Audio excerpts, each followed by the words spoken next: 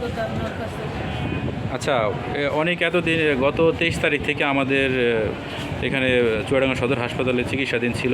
আমরা তার করছি। আপনি গতকালকে মা আপনার জেসমিন বেগম গতকালকে আসছেন, আপনার ছেলের বুঝা পাইছেন। আজকে তার চাচি লিপি বেগম আর তার দাদি আসছেন। আপনারা এখন তার উন্নত চিকিৎসার জন্য খুলনা মেডিকেল কলেজ হাসপাতালে নিয়ে যাচ্ছেন। আচ্ছা, আপনাদের তত্ত্বাবধানে করে চিকিৎসা করাবেন। আর আর আমাদের পুলিশ সুপার মহোদয় স্যার অনেকের চিকিৎসা বাবদ আপনাদেরকে 15,000 টাকা দিয়েছে। বুঝে পাইছেন? সমাজসেবা অফিসার স্যার 5,000 টাকা দিয়েছে, পাইছেন গাড়ি ভাড়া বাবদ বুঝে।